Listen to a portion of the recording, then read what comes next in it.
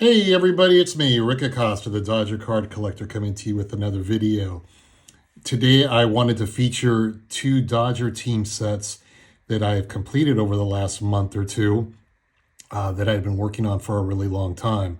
The 1933 Tattoo Orbit and the 1929 R316 Kashin publication cards. These are both sets that I worked on for a little while, I would say a couple of years, but each set had one card that I was missing, and it was starting to look like I wasn't going to find them just because they were never popping up on eBay. I wouldn't find them at card shows, and they just sat on my watch list forever. So luckily that's changed in the last 4 to 6 weeks. So I wanted to feature these sets for you. So the first set we're going to look at is the 1933 Tattoo Orbit R305 baseball set. It consists of 60 cards measuring 2 by 2 1/4, and these were initially distributed in 1-cent packs of tattoo gum, which was a product of Orbit Gum Company, and they were a subsidiary of Chicago's Wrigley's Gum. Now the card fronts display a black and white or closer flesh-toned player depiction with either red, green, or a yellow background.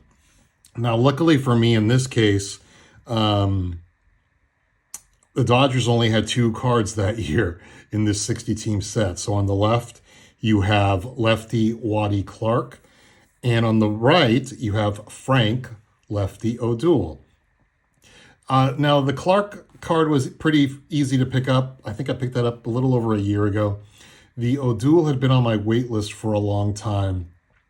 And one of the reasons I think I procrastinated was because I kept waiting to see if it would pop up on eBay. Dean's cards had 2 cards that they had on their website, and they were asking roughly $135 for them. I just kind of held out, but then eventually one card sold, and if the card showed up on eBay, then I would lose the bid, and then eventually the second card on Dean's website, that also sold. So all of a sudden, I had nowhere to look for a card. I saw one on the Twitter vintage sale, and I didn't move quick enough, honestly. I was sitting there hemming and hawing. I sat there questioning the legitimacy of the card, and I just sat there and let someone else buy the card. Then a couple of weeks ago on eBay, one popped up, and I knew the seller, and I won it for a price that was far, far, far below what Dean's Cards was asking. And while the O'Doul's not perfect, at the end of the day, I just wanted to complete this set. Features a background here, features his name, position, what team he plays for, date of birth, and his height and weight stats. But that's the extent of the Tattoo Orbit set. Now, a couple of other players that are prominent features of this, I believe you've got Rogers Hornsby, Mickey Cochran, Dizzy Dean, just to name a few. So I'm glad to have this set knocked out. Now, the second set I want to talk to you about is the 1929 R316 Kashin publication cards that featured black and white player images with replica signatures on the front, with mostly blank backs. Try to say that quick a few times. With just over 100 cards in the set, this was a fairly large release. It's printed on thin cardstock. These are more photographs than baseball cards, but it's a really good looking set, and I'm fortunate that the Dodgers have 6 cards in this set, though one of them was extremely hard to find.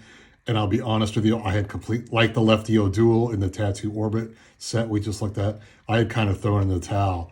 So I'll save that card for last, but let's take a look at these Dodger cards from that year. So we got Hank DeBerry. He played 11 seasons in the majors, and 9 of them were with Brooklyn. He was a part-time catcher throughout his career. The next guy is Harvey Hendrick.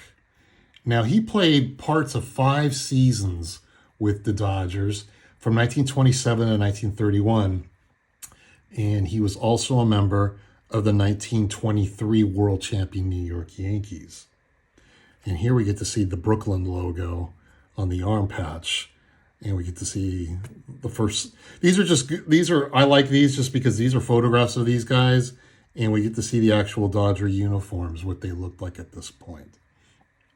Now, next up on this list is Babe Herman.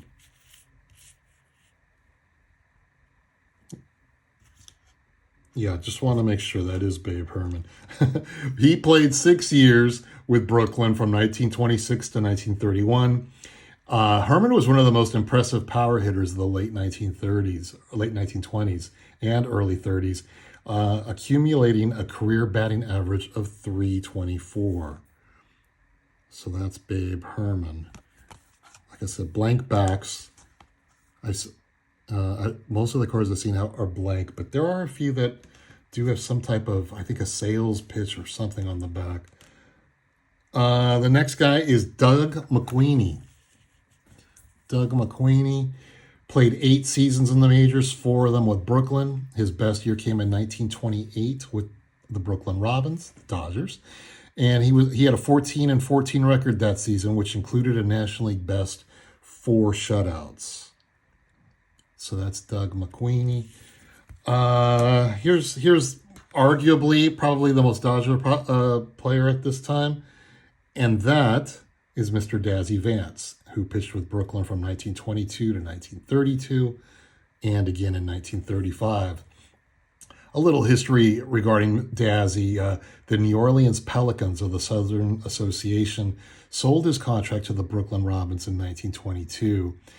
Now, the Robins wanted to acquire catcher Hank DeBerry, who was the first card I showed you, but the Pelicans refused to complete the deal unless Vance was included in this transaction. So Dodgers really scored on that one. He was known for his impressive fastball. Vance was the only pitcher to lead the National League in strikeouts, 7 consecutive seasons. And Dazzy Vance was inducted into the Baseball Hall of Fame in 1955.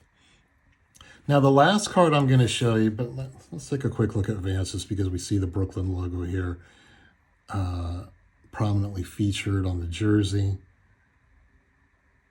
These are nice cards. I really like these. I'm sure there are some Yankee fans. There's somebody out there watching. There's a really nice looking Babe Ruth in this set. So definitely a set to check out.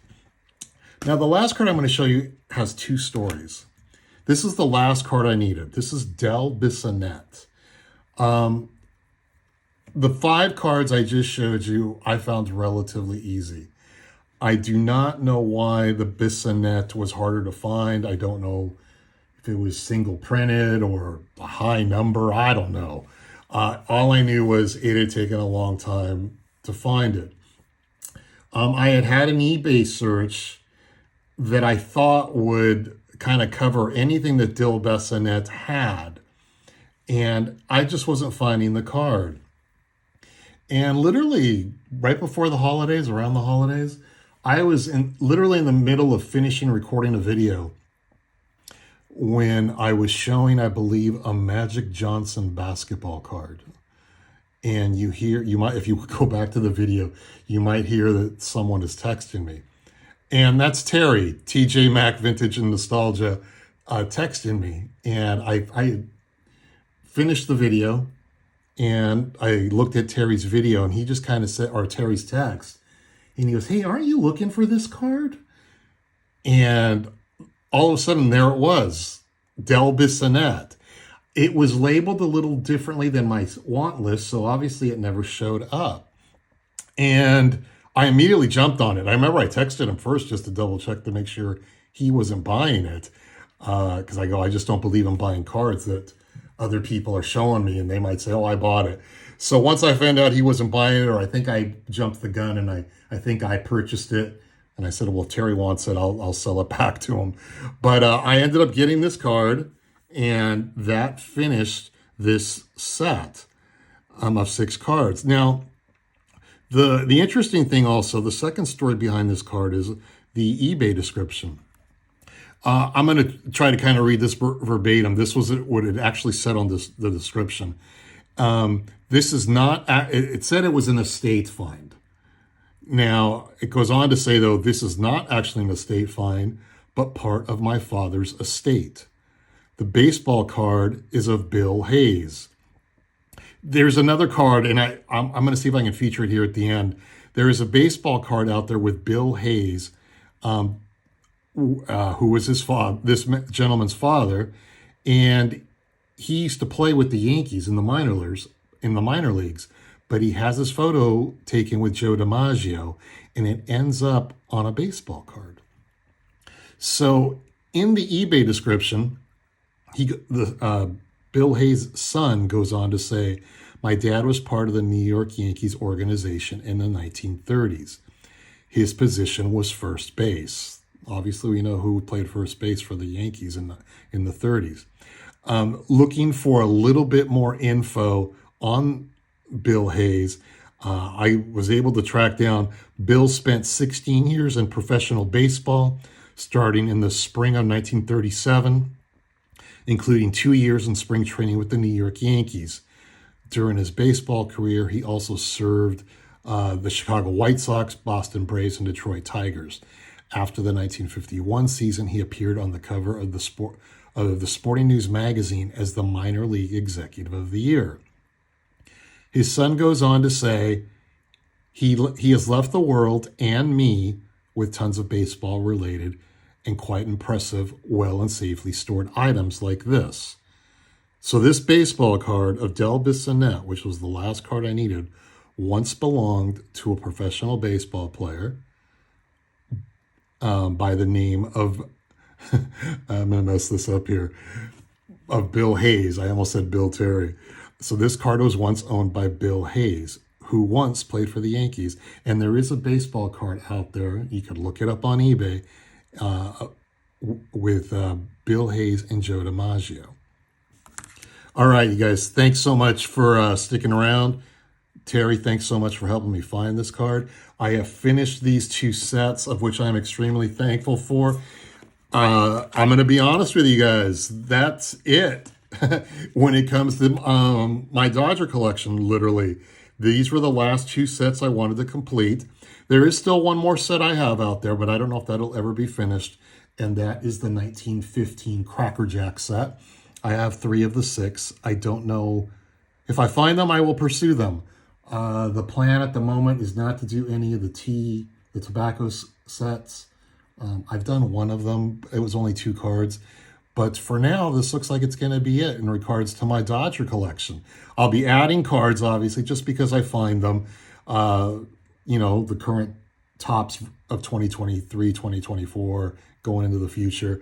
I might buy some regional cards here and there, but the plan isn't really to start any more Dodger team sets. So until I finish the Cracker Jack set, someday, these are the last Dodger team sets I need to work on.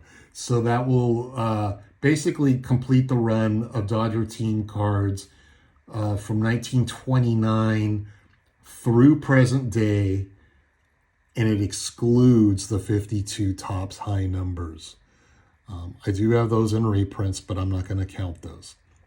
So anyway, if you stuck around this long, thanks so much. We'll talk to you next time.